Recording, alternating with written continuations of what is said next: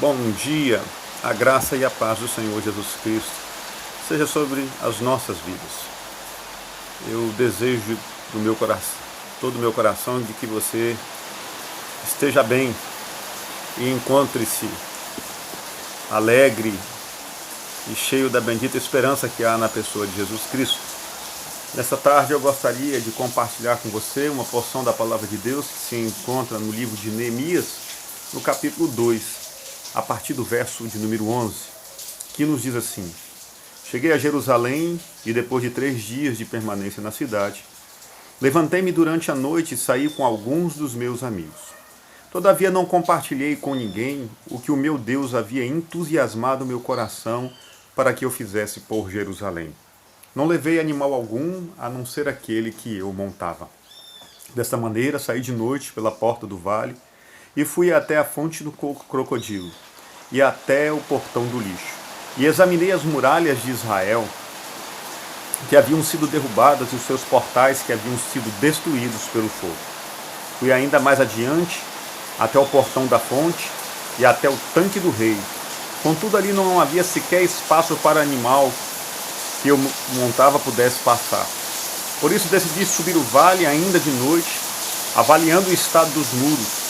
Finalmente retornei e tornei a entrar pela porta do vale. Os oficiais não ficaram sabendo aonde eu tinha ido,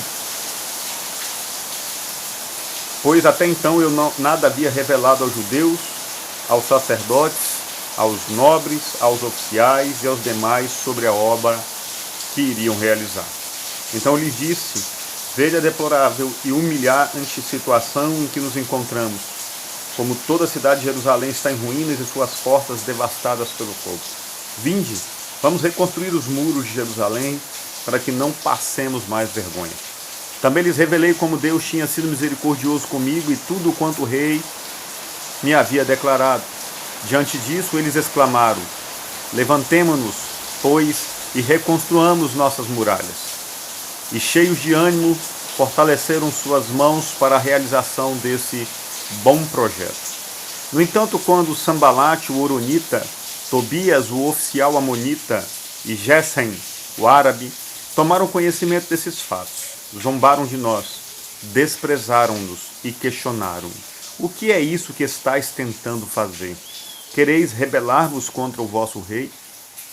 Afirmei-lhes então: o Deus dos céus é quem fará com que sejamos bem-aventurados e nos dará sucesso nessa obra. E nós, seus servos, apenas nos levantaremos e trabalharemos. Todavia vós não tendes parte, nem direito, nem memorial em Jerusalém. Pai Santo, diante de tua palavra, pedimos tua graça e a luz do teu Espírito. Fale conosco, ao nosso coração, em nome de Jesus. Amém. Eu gostaria de falar um pouco, nessa ocasião, sobre como nós não devemos perder a nossa alegria. Para não perder a alegria. Há alguns anos atrás eu li o livro do reverendo Hernando Dias Lopes, Ladrões de Alegria, e boa parte desta palavra está calçada nos ensinamentos que aquele servo de Deus trouxe ao meu coração naquela ocasião. Na vida existem sempre esses que querem tirar o prazer de sermos felizes. Na época de Neemias, seus nomes eram Sambalá, Tobias e Gesem. Eles desejavam o insucesso da empreitada da reconstrução dos muros, como também trabalharam fortemente contra essa reconstrução. Mas eu quero dizer para você que não apenas pessoas, mas circunstâncias, doenças, e no momento que vivemos esta epidemia, são coisas que podem tentar roubar a nossa alegria. A saúde emocional das pessoas, de muita gente, anda de mal a pior. O prazer foi embora. A alegria é uma lembrança distante. Porque permitiram que pessoas, e essa circunstância, azedassem seus corações e lhe roubassem a alegria da vida. E a pergunta que precisa de resposta urgente nesse tempo é o que fazer para não perder a alegria. O que fazer para não permitir que o coração azede diante de tantas más notícias, diante de um quadro, muitas vezes, que se demonstra assustador. Quando nós vamos à vida deste homem de Deus, Neemias, ela nos ensina muito como nós podemos vencer esses ladrões de alegria. A primeira coisa, e eu tenho falado de forma insistente sobre isso, porque essa é uma verdade que precisa ficar guardada no nosso coração. Se você quiser vencer as circunstâncias, o presente tempo, a carranca das adversidades, você precisa ter vida de oração. Vida de oração vai fazer com que você não perca a sua alegria. Quando a gente olha a vida de Neemias, percebemos que Neemias era alguém dedicado à oração. Se você ler o capítulo 1 desse livro de Neemias, e eu lhe desafio a fazer isso, você vai ver como aquele homem, ele rasgava o seu coração diante de Deus. E quem se prostra diante de Deus, não se curva diante dos homens, não se ajoelha diante das adversidades da vida. A chave da vida emocional de alguém que está firme em Deus e não nos homens, não nas circunstâncias. A chave emocional da vida deste homem é a sua vida de oração. Por isso nós precisamos a todo momento verificar como está a nossa vida de oração. O quanto temos orado. O quanto temos buscado a face do Senhor. E sobre o que temos orado. Aquilo sobre o que oramos revela a nossa dependência de Deus. Porque aquilo sobre o que não oramos significa dizer que nós estamos tentando fazer com as nossas próprias mãos. Sobre o que você ora. E sobre o que você não ora. Mas a verdade é que quando vamos analisar as nossas vidas de oração, a gente percebe que pode estar bem longe do alvo. Uma vida pequena, uma vida reduzida. Mas por que oramos tão pouco? Porque apesar de sabermos a importância teórica da oração, dessa ferramenta, dessa disciplina espiritual, a maioria de nós não encontra satisfação na oração. Em outras palavras, não encontramos prazer na oração. E aquilo que não nos traz prazer se torna difícil fazer. Muitas coisas contribuem para que nós não oremos. Nós deixamos de orar porque muitas vezes temos a falsa sensação de termos o controle das coisas em nossas mãos. Em outros tempos, quando uma criança estava doente, os pais, em primeiro lugar, clamavam a Deus.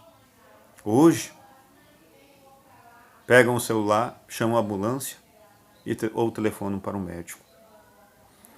A verdade é que uma vida mais confortável, mais tecnológica, com mais acessibilidade, uma vida mais próspera, ela dilui a oração. Passamos a confiar mais em nós mesmos. Isso é um grande erro. Pessoas pobres normalmente oram mais do que pessoas ricas. Fica difícil orar com sinceridade. O pão nosso de cada dia nos dai hoje, como Jesus nos ensinou. Quando se olha para a despensa e vê provisão em abundância e fartura para o mês inteiro.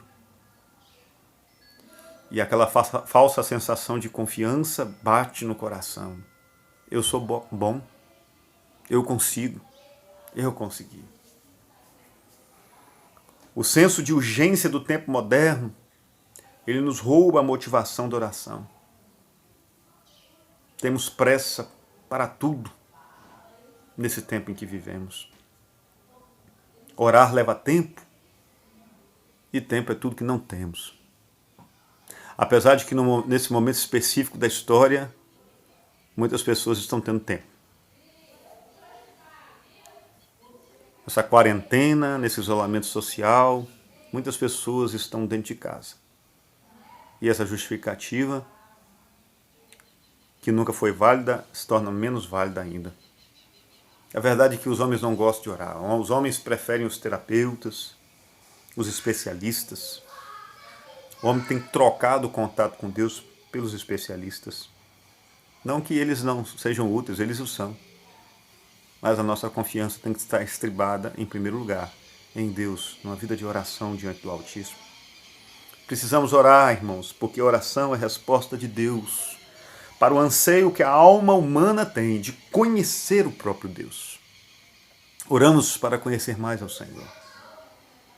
Em oração buscamos a Deus e o encontramos. A palavra nos diz isso, que Deus deixará se encontrar quando buscarmos de todo o nosso coração. Quando você ora, sua alegria está guardada no Senhor. Ela não será roubada por ninguém e nem pelas circunstâncias. Você continuará alegre diante de Deus, feliz. Alegrai-vos no Senhor. Ore, busque ao Senhor, derrame a sua alma diante do Altíssimo. Uma segunda coisa que a vida de Neemias me ensina para não permitir que os ladrões roubem a minha alegria, as circunstâncias, as pessoas, é de que nós precisamos manter o foco. Sambalá, Tobias e Gesem queriam tirar Neemias do foco. E todo ladrão de alegria vem para fazer isso, desmotivar você e lhe tirar do foco. É interessante que no verso 12 do texto que eu li para você, lá do capítulo 2, na minha versão, que é a King James, a palavra usada pelo tradutor é: todavia não compartilhei com ninguém o que meu Deus havia entusiasmado meu coração. O coração de Neemias pulsava de alegria, de prazer e de felicidade em fazer aquilo que Deus tinha dito para ele. Esses homens, eles vieram para tentar tirar esse entusiasmo, esse prazer, essa alegria do coração de Neemias. Eles queriam tirar Neemias do foco, queriam conversar com Neemias, queriam debater, queriam parar o trabalho. Eles queriam entristecer a Neemias. Palavras duras, palavras pesadas, palavras de desânimo. E eles queriam tirar Neemias do foco, entristecendo Neemias, porque eles sabiam que quando nós estamos tristes, quando alguém está triste, já não há mais forças para querer continuar. A tristeza é uma aliada dos ladrões de alegria. Cuidado, não se distraia com palavras negativas e nem com nada. Mantenha a direção, seja firme de propósito. Vivemos um tempo onde uma enxurrada de palavras negativas, pessimistas, profetas do Apocalipse tem se levantado. Não que as coisas que foram reveladas a João Apocalipse não estão se cumprindo, elas estão. O que eu quero tratar como profetas do Apocalipse, pessoas agoureiras que esperam que tudo aconteça da pior forma possível. Cuidado com ladrões de alegria que estão tentando tirar o seu foco. Quando Pedro, de forma inadvertida e sob a influência de Satanás, tentou persuadir a Jesus para que Jesus saísse do foco da sua missão, que era ir até a cruz e morrer pela humanidade, então Jesus severamente o repreende e disse: para trás de mim, Satanás, que me serves de escândalo, porque não cogitas das coisas de Deus, mas sim das que são dos homens. Mateus capítulo 16, verso 23. Jesus não permitiu se distrair, não perdeu o foco. Não se distraia com aqueles que tentam roubar a sua alegria, com aqueles que estão tentando lhe parar, com as palavras negativas, com as notícias ruins. Continue a obra de Deus, continue em sua vida. Mesmo que para isso você tenha que enfrentar muita resistência, muita oposição. Jesus nunca disse que seria fácil. No mundo tereis aflições, mas a presença dele conosco, a certeza de que Jesus venceu o mundo, também é a nossa esperança. Mas tenha de bom ânimo, eu venci o mundo. Não se distraia, não perca o foco. Mantenha a sua visão naquilo que é mais importante e você não vai perder a alegria. Terceira lição. Para que você não perca a alegria, não permita que esses ladrões de alegria minem a sua felicidade. Não perca tempo com quem não te faz crescer. Aqueles 3 homens não tinham nada, absolutamente nada, para acrescentar na vida de Neemias. E Neemias logo percebeu isso e simplesmente ignorou suas críticas e suas zombarias. Às vezes nós perdemos tempo demais com quem não acrescenta, com gente que nos coloca para baixo. Vou te dar um conselho de ordem prática para o tempo que estamos vivendo. Você certamente deve participar de muitos grupos aí de WhatsApp, redes sociais, e você deve estar sendo bombardeado o tempo todo com notícias ruins. Agora mesmo essa questão política que está uma confusão no país, é gente que torce contra, é gente que torce a favor, e aquilo te deixa maluco de tanta informação. Eu vou te dar um conselho de ordem prática para você colocar esse ponto dessa palavra em aplicação na sua vida. Não perca tempo. Não perca tempo com quem te faz crescer. Você está num grupo do WhatsApp em que você não tem nada acrescentando na sua vida, as notícias estão só colocando você para baixo, estão roubando sua alegria. Saia desse grupo. Não está acrescentando para você. Saia. Não permita que aquilo venha azedar teu coração. Gente que não está contribuindo. Continue orando por essas pessoas. Mas não dá para estar muito perto. Neemias logo percebeu isso com aqueles 3 camaradas. Às vezes permitimos que nossa alegria seja roubada, porque, irmãos, a gente dá muita atenção a quem não merece atenção nenhuma. Gente que nos coloca para baixo. Perdemos muito tempo com pessoas erradas. A verdade é essa. Pedras de tropeço. Devemos orar pela salvação de todos os homens, irmãos. Mas a gente não vai ter que ter intimidade com todo mundo. Não perca tempo com gente que não te coloca para cima, gente que não contribui com você. Perder tempo com gente errada, com gente que rouba, que mina suas forças, é trabalhar com as próprias mãos para o fracasso.